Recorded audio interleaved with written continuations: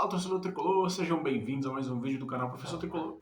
Eu sou o Professor Tricolor e hoje eu tô aqui para trazer para vocês, pra gente aqui para o nosso canal, mais um vídeo falando sobre o Fluminense, mais um vídeo falando sobre a rodada do Campeonato Brasileiro e mais um pós-jogo, 33ª rodada, Fluminense 2, Botafogo 2. E para começar o vídeo, poderia ter sido pior, né? Por tudo que aconteceu nessa partida, poderia ter sido muito pior. Confesso a vocês que quando a partida começou, eu pensei que o Fluminense fosse conseguir uma vitória até tranquila pelo tamanho da. Enfim, o Fluminense se impôs muito rápido, né? Conseguiu construir boas jogadas. O Arias, logo no início da partida, com menos de um minuto, já teve uma chance claríssima de gol. O Cano, na minha opinião, se posicionou mal, poderia ter se posicionado um pouquinho mais atrás, facilitando, né, um possível passe do Arias, mas o colombiano até resolveu bater no gol.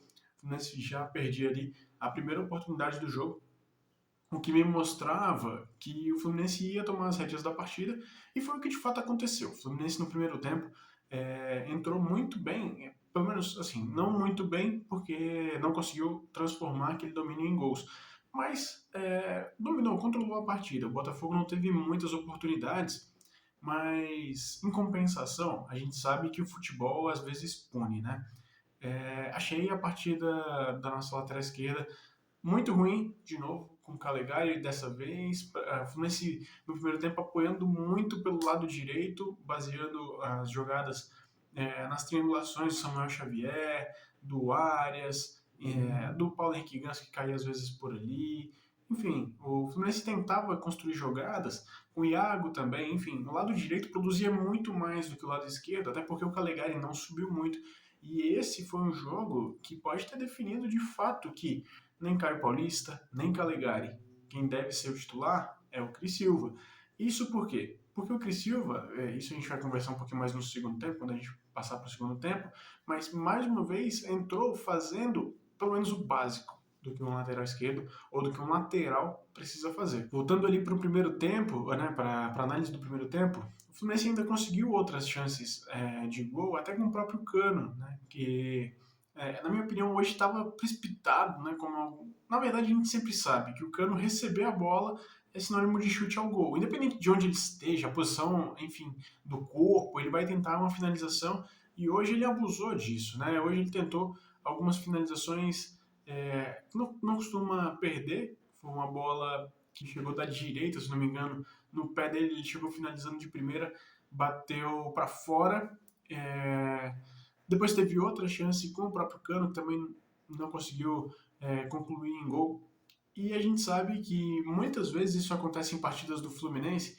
O Fluminense está jogando melhor que o adversário e acaba tomando gol. E foi o que aconteceu, né?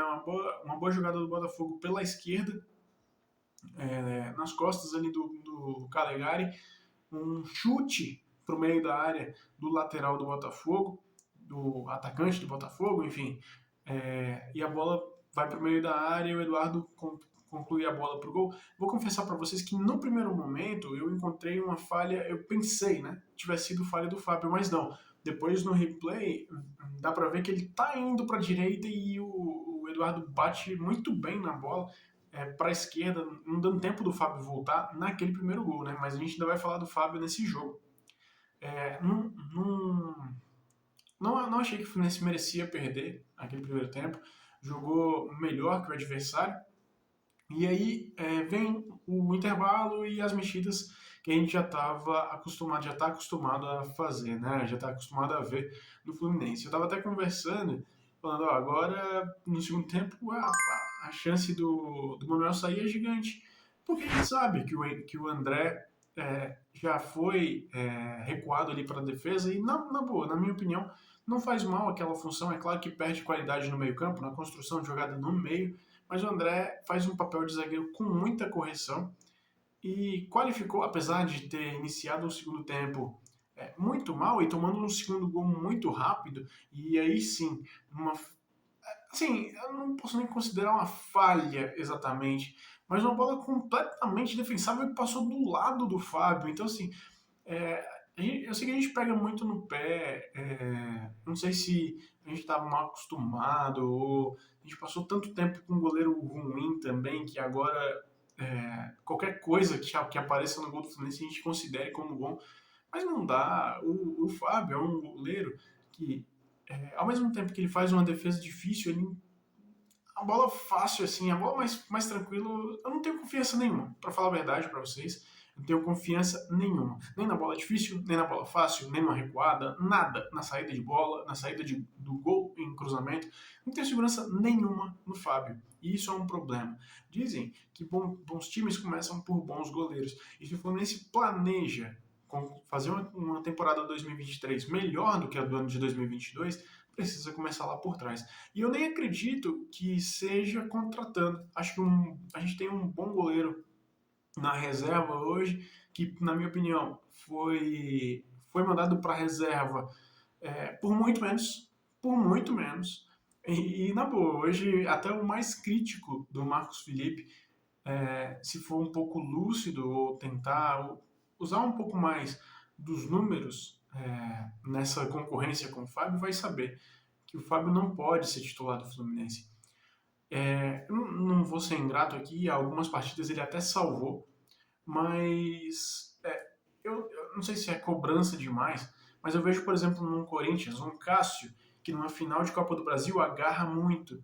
Eu vejo no nosso rival um Santos que desde da época do Atlético Paranaense conseguia levantar títulos por ele, entende? Um goleiro que passa segurança para o time. E não é o que a gente vê no Fábio. Talvez não seja o que a gente vê no Marcos Felipe também, mas entre os dois, o Marcos Felipe hoje precisa ser titular.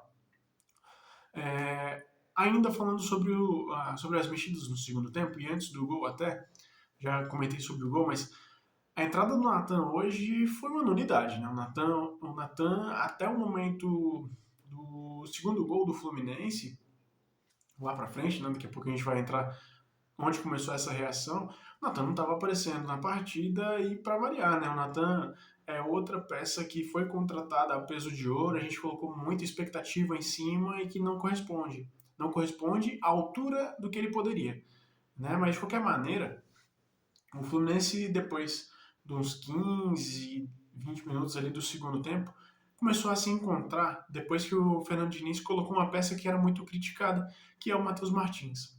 Há alguns vídeos atrás até comentei sobre o Matheus Martins, sobre ser um jogador que tem qualidade, sim, que merecia um banco e que poderia ser útil vindo do banco de reservas, e foi exatamente o que aconteceu. Matheus Martins saiu do banco de reserva, a gente sabe que jogando pelos lados talvez nem seja a melhor a função dele, mas entrou muito bem. Hoje ele entrou muito bem. Foi nele o pênalti convertido pelo Paulo Henrique Ganso, que acertou mais um, né? Super calmo, tranquilo na batida, contra um goleiro pegador de pênalti, que é o Gatito, mas o Ganso bateu mais um pênalti muito bem. E aí continua, né? Continuando o segundo tempo, uma confusão ali na linha de fundo, bola na área, e ali eu comentei, vai sair o gol do Fluminense agora. E num bate-rebate danado, o Cano tentou bater, o Natan, a bola chegou aos pés do Matheus Martins, que chutou como deu também, e a bola entrou. E ali o Fluminense conseguiu um empate. Um empate que poderia ter sido melhor, porque se tivesse mais um tempinho, o Fluminense possivelmente conseguiria uma virada. Improvável, pelo que estava se desenhando a partida, mas como eu disse aqui, poderia ter sido muito pior. O Fluminense hoje deixou de perder 3 pontos para ganhar um, né? Porque como começou depois dos 2-0, eu não via mais poder de reação com os jogadores que estavam em campo. O Natan, que foi a primeira peça que ele mudou, também não surtiu efeito. Então, em algum momento do jogo, se o Fluminense não começar a, de fato, criar jogadas diferentes, que não sejam aquele toca, toca, toca, enfim, sem produtividade, a gente não vai sair do lugar. E a entrada do Matheus Martins serviu exatamente para isso, né? Para um contra um, para o drible. Se o Botafogo tinha o Jefinho fazendo isso pelo lado deles, e eu acho que o Botafogo perdeu muito o poder de construção e até finalização quando o Eduardo saiu, né? Foi uma peça importante para a equipe alvinegra, mas perdeu muito poder ali quando ele saiu. O Jefinho também saiu, então O Botafogo foi desconfigurando enquanto o Fluminense foi se construindo dentro da partida. Mérito do Fernando Diniz de ter colocado, ter acreditado no Matheus Martins. Acho que a questão da ousadia, né, dessa ousadia de levar o André para a defesa, hoje, para o torcedor do Fluminense já é normal, mas para muitos ainda se faz ousado e é uma coisa importante, né? Principalmente sabendo da qualidade do André, independente da função que ele faça. Eu fiquei. Durante a transmissão, assisti o jogo pela Globo, aqui em Brasília, né? Assisti o jogo pela Globo e foi engraçado em um momento que o Calegari recuou a bola pro Fábio. Nem sei se foi o Calegari, eu não me recordo bem. Mas recuou, a bola chegou recuada pro Fábio e a torcida começou a vaiar o Fábio. E aí o Luiz Roberto, o Roger.